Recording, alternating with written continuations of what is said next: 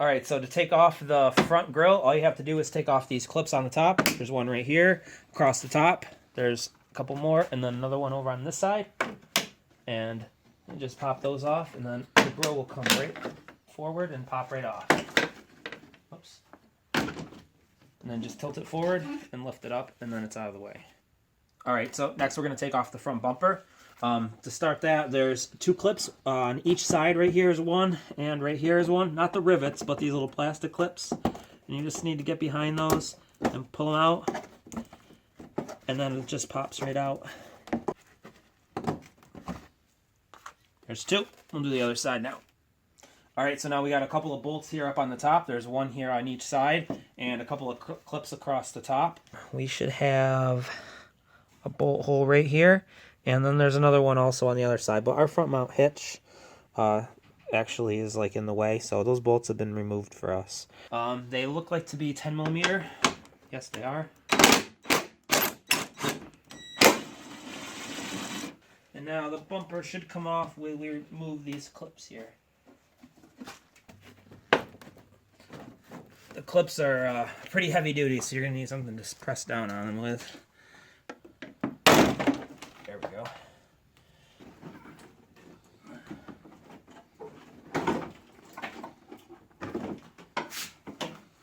Slide it forward and let it hang down. Alright, so to take off these clips, you need to push up on this red clip here, and then on the top, there's a little clip right here that you need to push in. And sometimes you need to push down and then pull up on it in order to get it to release. Oops. All right, next is the these little lights down here on the bottom for the markers, and we actually broke both of ours.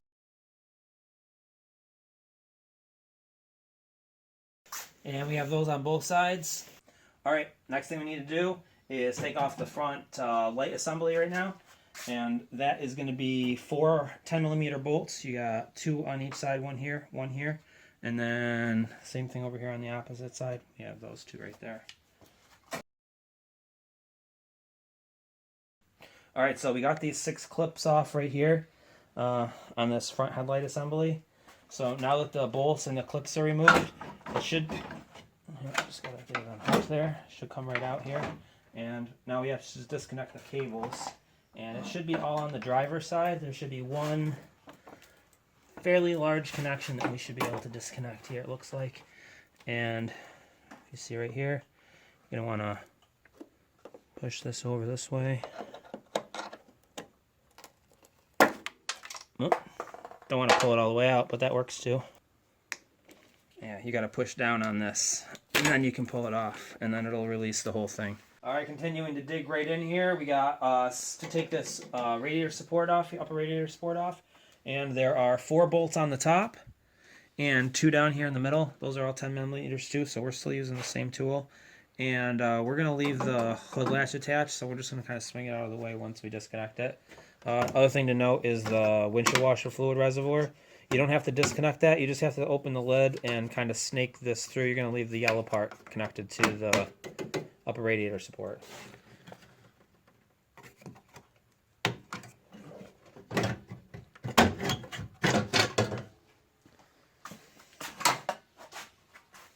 All right, next we got the fan.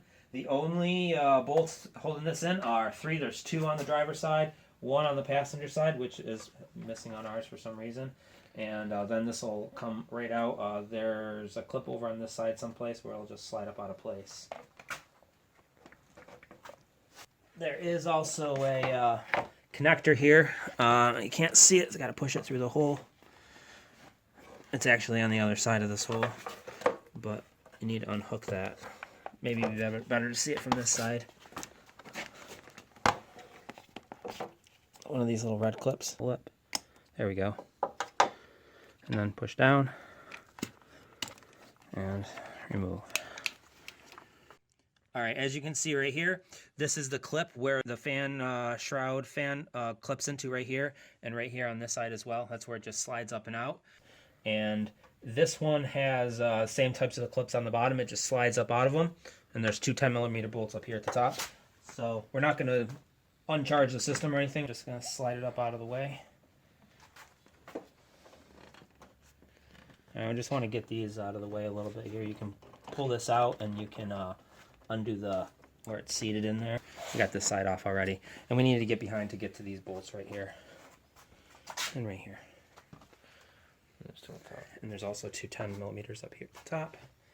We're going to also need to take off the intercooler hoses. So let's go ahead and do that first, actually. Push this right off. I'm not going to pull the whole hose out. I'm just going to kind of get it out of the way. And what we need to get to is this bolt right here, and then there's a matching one on the other side we need to take off. All right, so we got to drain some of the coolant out of the radiator. There is on the bottom passenger side a small little drain cock valve. If you look from the top, you can see it. It is right there. And it's a 17 millimeter-ish. It's got some weird little things on the sides so you can't get a wrench on it, so you got to use pliers to undo it.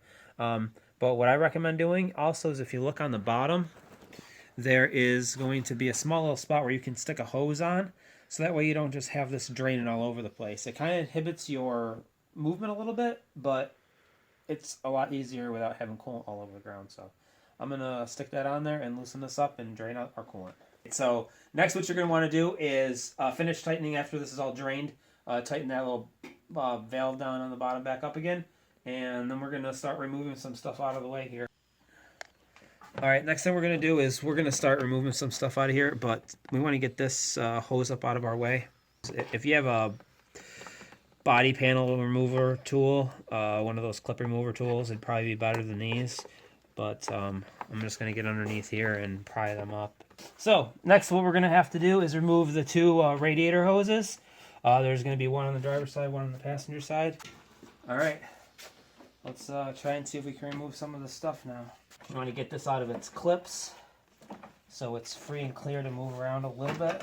The next thing you're going to want to do is at this point kind of like lift it and turn it up sideways to get it up, and then you'll be able to get this part right here out last. Now the intercooler has these little captive screws on it. You need to be careful. If you drop any of these, they'll just fall right out, so you just want to keep an eye on those. Essentially you just got to kind of like pull it up this way, and hopefully it doesn't get caught on the little clips here down on the front. These are the ones that I kept getting caught on. You just kind of got to go like this, and then once you get it up like that, you'll be able to pull this out from that spot right there. So that's how you get this out. Just don't lose those little captive nuts. They go inside of there. And we're going to take out the radiator now. I just got to take this off.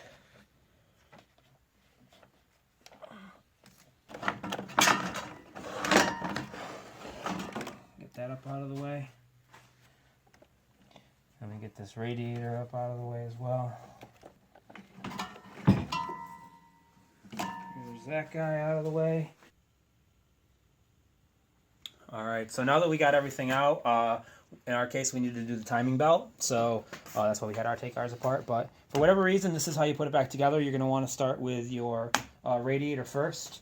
Make sure that you have all of your captive nuts on in the little slots for them. There's 4 of them total.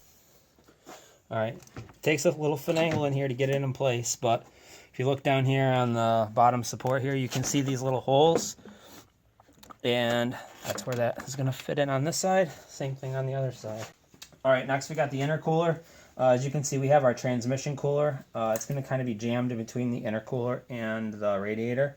Alright, so we got it in here, but in order to do that, you're going to want to take the radiator back up out of its little lower radiator holds and move it back towards the engine a little bit, just to give you a little bit extra room to get it in, and then you should have plenty of room to get it down in there.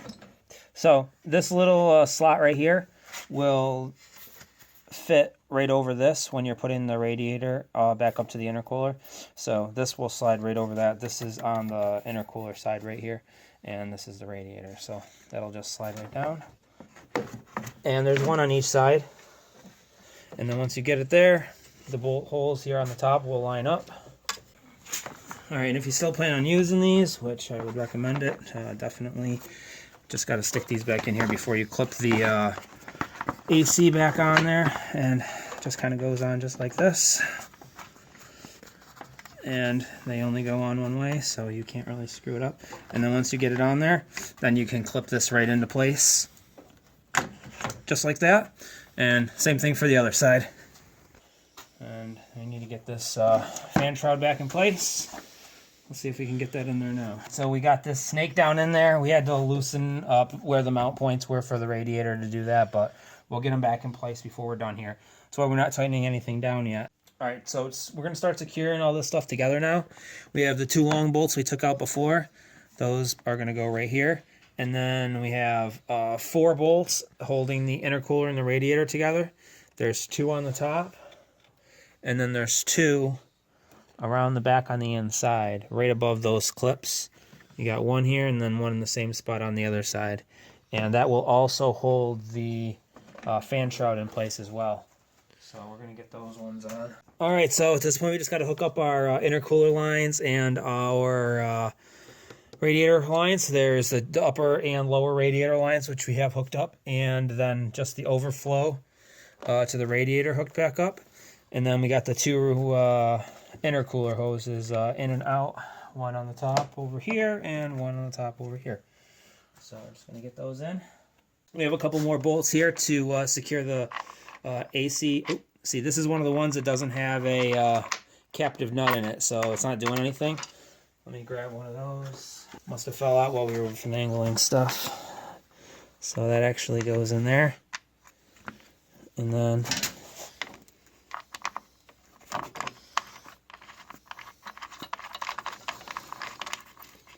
boom. Then we do the same thing on the other side.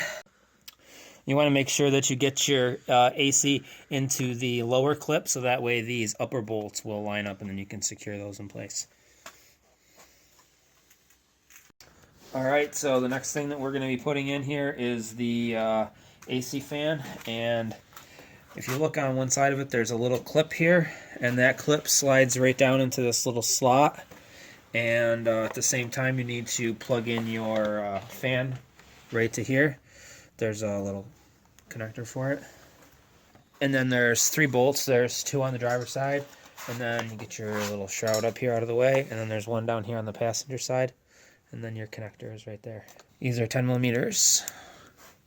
And then obviously there's another one over here. All right, this is the next piece to go in right here. That looks like where it feels like where it should go. I'm gonna put it back. That's like where I think it was routed before. And then we have 2 bolts here on the top, 2 bolts here on the bottom, and then 2 more over here on this side.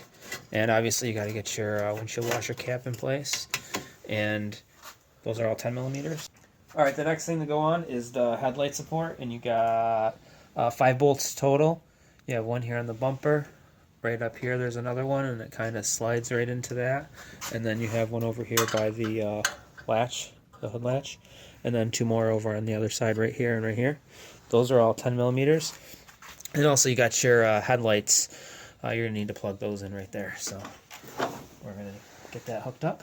Also you have a little indication mark right here. And that goes into this little slot here on the bumper to help line everything up. Also, we have some clips here on the front to get back in. Don't want to forget these, which we almost did.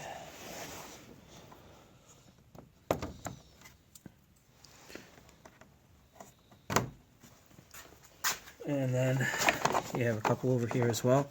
All right, next is the turn signal lights or indication lights, whatever, and the these little lights down here on the bottom for the markers. And we actually broke both of ours, so just kind of gotta stick them in the hole for now, and hopefully it'll be okay. And we have those on both sides.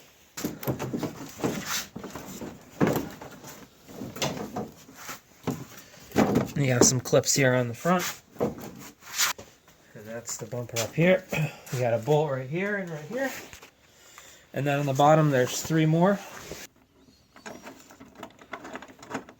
Then we have these dirty nasty clips we have to put in down by the bumper.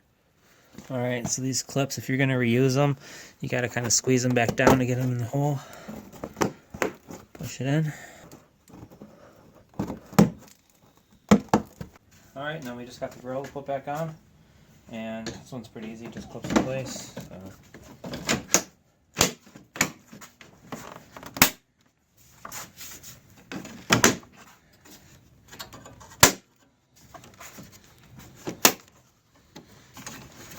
you go.